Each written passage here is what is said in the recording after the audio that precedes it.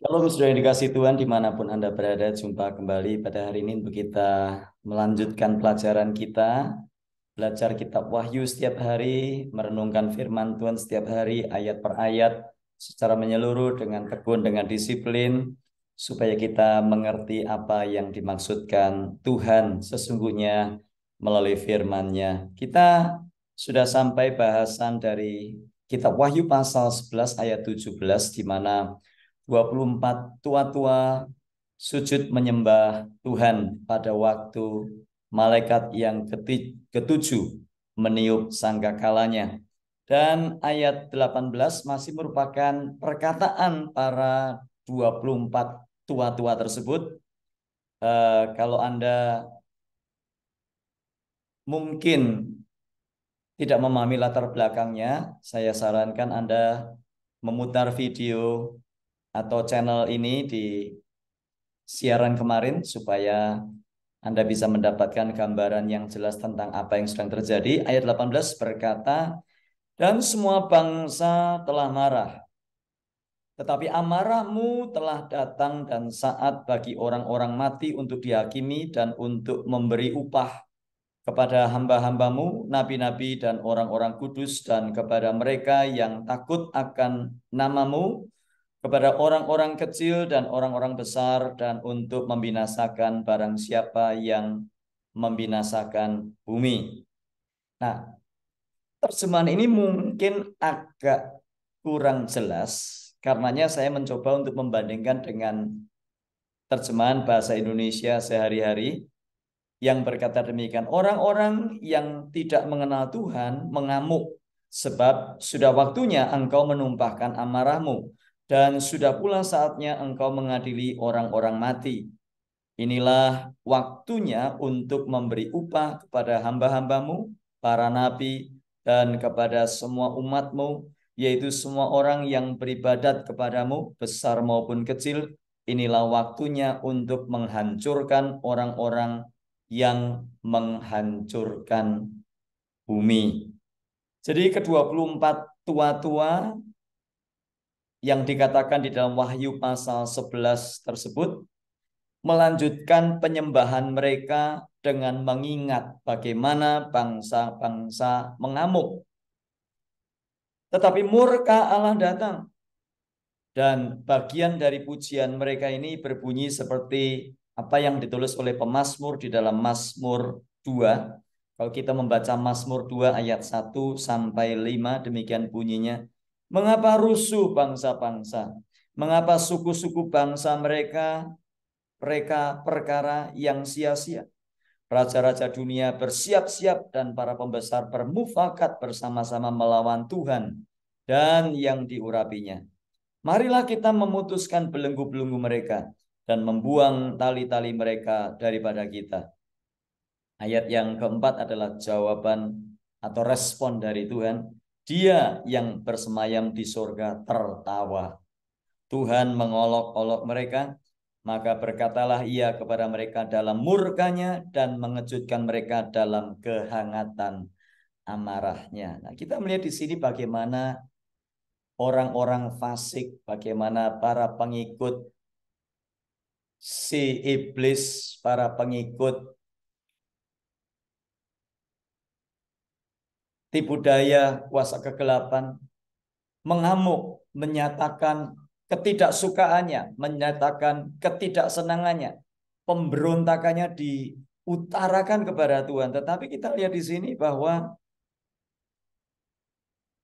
Tuhan mengolok-olok mereka. Maka dikatakan di situ, berkatalah ia kepada mereka dalam murkanya dan mengejutkan mereka dalam kehangatan amarahnya. Jadi pada waktu saatnya tiba, di mana waktunya bahwa Tuhan Allah menyatakan amarahnya, maka para pembenci Tuhan, para pemberontak, para pembuli, para penolak, para pembangkang di hadapan Tuhan itu sebetulnya tidak ada apa-apanya. Bahkan dikatakan di dalam ayat yang kelima, "Maka berkatalah Tuhan kepada mereka dalam murkanya dan mengejutkan mereka dalam kehangatan amarahnya."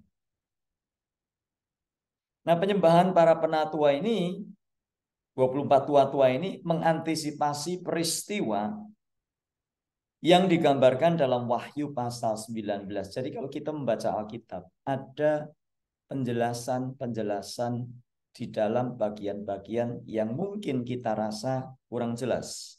Wahyu pasal 19, di mana Yesus kembali dari surga dan benar-benar menghancurkan musuh-musuhnya. Dan Tuhan tidak susah payah menghancurkan musuh-musuhnya, hanya dengan perkataannya saja semuanya hancur binasa. Jadi kata-kata penyembahan para penatua ini juga mengantisipasi upah Yesus atas hamba-hambanya. Yesus berjanji dalam Wahyu pasal 22, lihatlah aku datang segera membawa upahku untuk membayar masing-masing atas apa yang telah dilakukannya. Jadi di satu sisi Allah menyatakan amarahnya kepada para pemberontak. Allah menyatakan amarahnya kepada iblis. Allah menyatakan amarahnya kepada para pembangkang dan penghancur dunia itu. Tapi di satu sisi Allah menyatakan upahnya kepada orang-orang yang mengasihi Dia. Jadi kita melihat di sini ada dua sisi sifat Allah. Kita seringkali melihat Tuhan Allah itu di dalam perspektif yang tidak lengkap, yang karenanya kita tiba pada kesimpulan yang keliru. Kita seringkali menonjolkan hanya sifat-sifat Allah yang penuh kasih, penuh belas kasihan, Allah yang lemah lembut, Allah yang suci. Tapi kita lupa bahwa kesuciannya tidak mentolerir dosa. Kesuciannya tidak membiarkan para musuhnya, para pemberontak itu berdiam diri. Kita melihat bahwa kekudusannya juga di dalam kekudusannya terkandung disiplin. Dan di dalam disiplin terkandung juga amarah. Nah, jangan lupa, jangan salah, jangan berpikir bahwa amarahnya Tuhan Allah itu seperti amarah kita. Amarah kita adalah amarah yang sudah tercemar oleh dosa. Sedangkan amarah Tuhan Allah adalah amarah yang murni, yang suci, yang kudus, yang tidak membiarkan penindasan, pemberontakan, dan tidak membiarkan pemberontakan yang dilakukan oleh para musuhnya. Sekarang memang sepertinya ya orang-orang yang mengolok-olok Injil, orang-orang yang mengolok-olok Yesus Kristus, orang-orang yang mengolok-olok kekristenan sepertinya dibiarkan saja. Kalau kita lihat di YouTube, aduh, mengerikan sekali. Bahkan ada yang mengatakan Yesus itu menikah, ya, Yesus itu tidak mendirikan agama Kristen. Lalu bahkan ada salah satu channel di YouTube yang mengatakan Yesus itu menikah dan setidaknya menikah 3 kali dan menikahi anak-anak yang di bawah umur dan sebagainya. Sangat-sangat mengerikan. Dan seolah Tuhan Allah berdiam diri.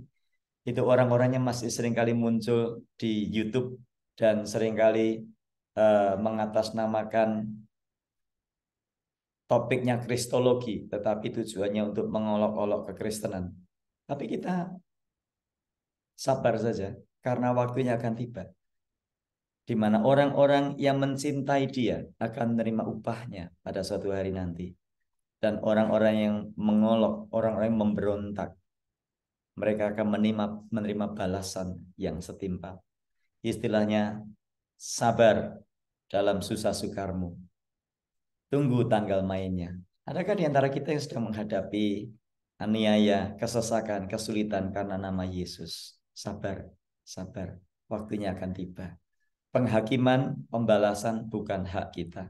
Penghakiman dan pembalasan adalah haknya Tuhan. Tugas kita adalah firman Tuhan berkata, doakanlah orang-orang yang menganiaya kamu. Dan kasihilah musuhmu. Itu perintah Tuhan yang tidak pernah berubah.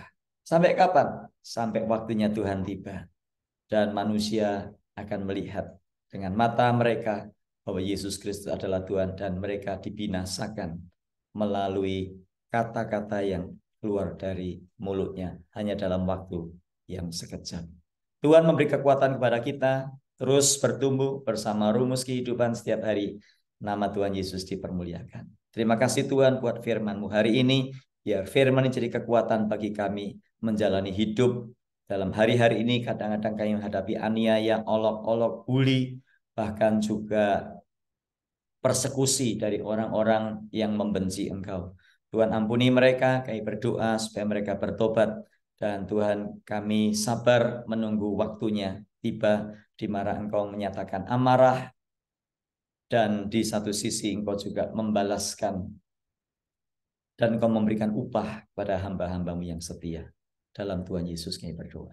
Amin.